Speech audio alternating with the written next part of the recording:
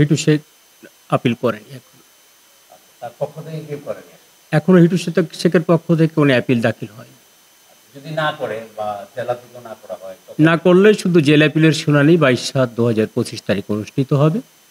তারপরে যদি সে পরবর্তীতে আর পদক্ষেপ না নেয়, তাহলে উইথিন শর্ট টাইম 7 ডেজের ভিতরে তার রায় কার্যকরী হবে। গত 17 মে রোজ শনিবার হিটু শেখের রায় দিয়েছে আদালত, কিন্তু এই রায় কার্যকর হতে কতদিন সময় লাগবে? প্রধান আসামি হিটু শেখকে মৃত্যুদণ্ড দিয়েছে আদালত, আর বাকি 3 জনকে খালাস দিয়েছে। কিন্তু অনেকের মনে একটা প্রশ্ন, ওই রায় কার্যকর হতে আর কতদিন সময় লাগতে পারে? এই বিষয় নিয়ে আসিয়ার পক্ষের আইনজীবী এবার মুখ খুললেন, কিছু তথ্য দিলেন। চলুন আমরা শুনে নেই তার বক্তব্য। তাহলে দেরি না করে ভিডিওটি শুরু করা যাক।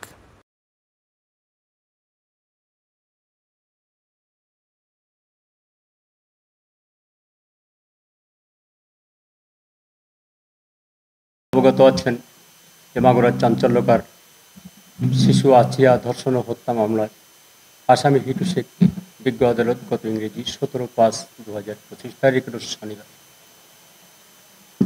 2000 সালের নারী ও শিশু নির্যাতন দমন আইন সংশোধিত 2003-এর 9-2 ধারায় দোষী সাব্যস্ত করে সর্বোচ্চ শাস্তি মৃত্যুদণ্ডে দণ্ডিত করার আদেশ দিয়েছেন। ইতিমধ্যে মোকদ্দমাটি উচ্চ আদালতে প্রেরণ করা হয়েছে মহামান্য হাইকোর্ট। ইতিমধ্যে জেল অ্যাপিল দাখিল হয়েছে এবং জেল অ্যাপিল শুনানির জন্য আগামী 22/7/2025 তারিখ দিন ধার্য হয়েছে। মহামান্য হাইকোর্ট থেকে আমরা ইনফরমেশনের মাধ্যমে জেনেছি যে 22/7/2025 তারিখে এই মোকদ্দমার শুনানি হবে। যদি ইতিমধ্যে আসামি পক্ষ কোনো অ্যাপিল দাখিল করে বা রাষ্ট্র যদি কোনো অ্যাপিল দাখিল করে, উভয় অ্যাপিলই একই তারিখে একই সঙ্গে শুনানির জন্য দিন ধার্য আছে। সর্বশেষ আপনাদেরকে আমরা এটাই জানাতে পারি যে মোকদ্দমাটি এখন হাইকোর্টের শুনানির অপেক্ষায় আছে। জেল অ্যাপিল, এটা হচ্ছে জেল অ্যাপিল। কোনো গ্রেট পানিশমেন্ট উইদাউট অ্যাপিলে যদি পানিশমেন্ট কার্যকর করা হয়, সেটা আইনের একটি ব্যত্যয় হয়, যার কারণে জেল কর্তৃপক্ষ ডেথ রেফারেন্সের জন্য আপিল করেছে। হিটু শেখ আপিল করেনি এখনো।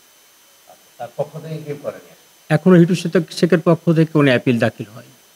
যদি না করে বা জেলা থেকে না করা হয়, না করলে শুধু জেল অ্যাপিলের শুনানি 22/7/2025 তারিখ অনুষ্ঠিত হবে।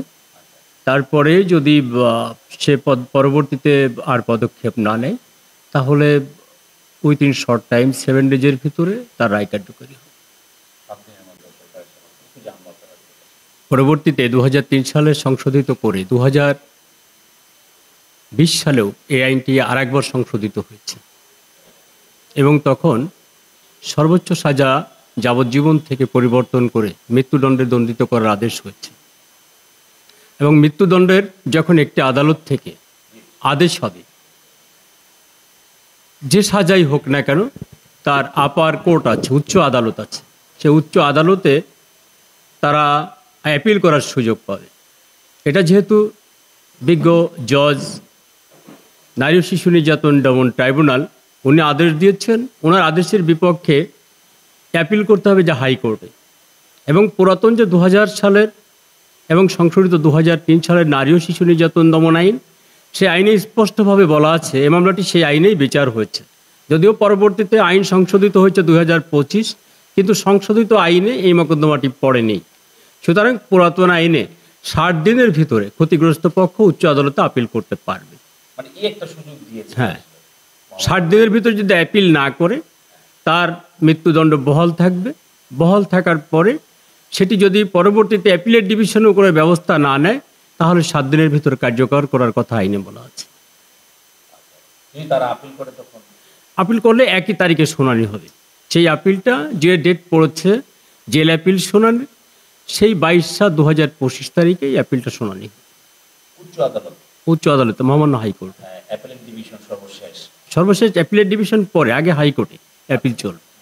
হাইকোর্টেও সুপ্রিম কোর্ট, তারপরে অ্যাপিলেট ডিভিশন, এই 3টা ধাপ অতিক্রম করার পর যদি তারা অ্যাপ্লাই না করে, তখন হয়তো বা ফাঁসিটা কার্যকর কার্যকর 7 দিনের করা মধ্যে। 7 দিনের মধ্যে। আর যদি তারা করে তখন হয়তো বা হ্যাঁ, আবার ফার্দার ডেট পড়বে, শুনানির জন্য ডেট পড়বে। চূড়ান্ত শুনানি হওয়ার পরে তারা যদি আবার মনে করে যে মহামান্য সুপ্রিম কোর্ট থেকেও তারা পরাজিত হয়েছে, তারা রাষ্ট্রপতির কাছে প্রাণভিক্ষা চেতে পারে। প্রাণভিক্ষা চাওয়ার পরে যদি রাষ্ট্রপতি সেটাকে নাকচ করে দেন, তাহলে তার সাজা কার্যকর করাতে আর কোনো বাধা নেই। অ্যাজ সুন অ্যাজ পসিবল, যত দ্রুত সম্ভব তার সাজা কার্যকর। আর রাষ্ট্রপতি যদি তাকে ক্ষমা করে দেন ক্ষমা করে দিলে সে মুক্ত হয়ে যাবে। তখন রাষ্ট্রপতির তো ক্ষমতা আছে। রাষ্ট্রপতি হচ্ছে সর্বোচ্চ স্টেজ, যার বিপক্ষে লড়ার আইনগত কোনো সুযোগ নেই। তখন আপনারা আসলে না, কিছুই করার থাকবে না। রাষ্ট্রপতি যদি কাউকে ক্ষমা করে দেন, এর দেশের মহামান্য রাষ্ট্রপতি সে সুযোগ তার আছে, তিনি দিতে পারেন। কিন্তু এই যে আইনে তাকে সেই ক্ষমতা দেওয়া আছে। সেটাই, এত লড়াই করলেন এই জেলাতে, একটা রায় চূড়ান্ত হলো, একটা রাষ্ট্রপতি এটা একটু চাঞ্চল্যকর, আইনেরই একটা ধারা। এটা চাঞ্চল্যকর একটি মামলা। কারণ রাষ্ট্রপতি তিনিও তো আইনের রক্ষক জি, এবং দেশের বহুল অংশে তার উপর সমস্ত কিছু নির্ভর করে। আইনের বাইরে হয়তো তিনি যাবেন না। এটা চাঞ্চল্যকর মামলা। এ মামলায় হয়তো বা রাষ্ট্রপতির কাছে আবেদন করলেও বিবেচনার কোনো সুযোগ হয়তো পাবেন না, হয়তো বা। হয়তো বা। কি বলবেন দেশবাসীর উদ্দেশ্যে আছে? আপনারা তো দেশবাসীকে বলবো, আমরা হিটু শেখকে একটি দৃষ্টান্তমূলক শাস্তির ব্যবস্থা করে আমরা জনগণকে একটি মেসেজ দিয়েছি মাগুরাবাসীর পক্ষ থেকে, যে অপরাধকারী যেই হোক আইনে তার দৃষ্টান্তমূলক সাজা হবে।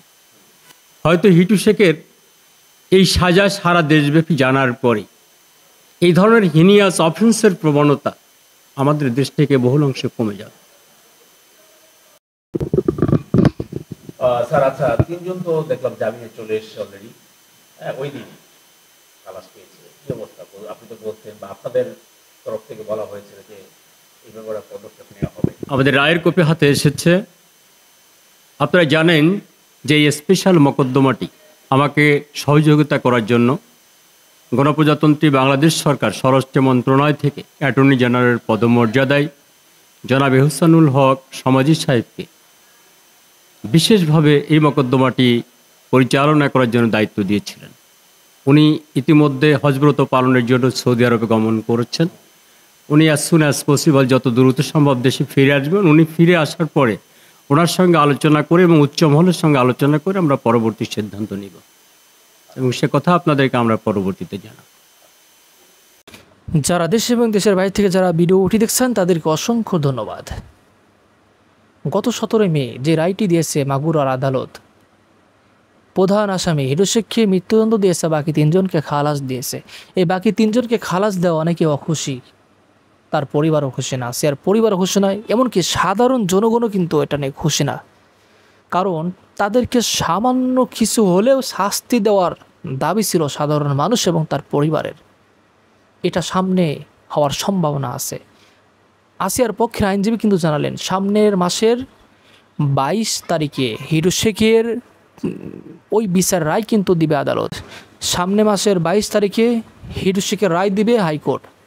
কারণ একটা নিয়ম আছে, একটা বিচার কাজের একটা নিয়ম আছে, ওই নিয়ম অনুযায়ী বিচারে কাজ কিন্তু আগাচ্ছে। একটা যে নিয়ম আছে, এই নিয়মের মাধ্যমে কিন্তু আপিল করা হয়েছে। ওই আপিল কিন্তু হিটু শেখের পরিবার কিন্তু করে নাই, হিটু শেখের কোনো পরিবারের কেউ কিন্তু আপিল করে নাই। একটা নিয়ম অনুযায়ী যে আপিল করা হয়, ওই আপিলের ডেট কিন্তু সামনের মাসের 22 তারিখে ওই রায় কিন্তু ঘোষণা হবে। অনেকে আশা করতেছে যে ওই 3 জন যারা খালাস পেয়ে গেছে তাদেরকেও যেন শাস্তি দেয়। আসলে দেখা যাক, যেটা আইনে আছে অবশ্যই যারা আইনে কাজ করেন তারা অবশ্যই আইনের কাজটাই করবেন আশা করি। আর ওই রায় 22 তারিখে ওই রায় দেওয়ার পরপরই যে রায় কার্যকর হবে, ওই রায়টা 1 সপ্তাহের মধ্যেই কার্যকর হতে পারে, কার্যকর হওয়ার সম্ভাবনা সব থেকে বেশি, সেটাই কিন্তু আইনজীবী জানালেন। আমরা আশা করি এই রায়ের কাজটা, এই বিচারের কাজটা অতি দ্রুত শেষ করা হোক। আমরা চাই এই হিটু শেখকে অতি দ্রুত শাস্তি দেওয়া হোক, আর যে রায় দিয়েছে ওই রায়টা যেন কার্যকর থাকে। আর যারা ভিডিওটি দেখছেন অবশ্যই আপনাদের সুন্দর মতামত কিন্তু কমেন্টে জানাবেন।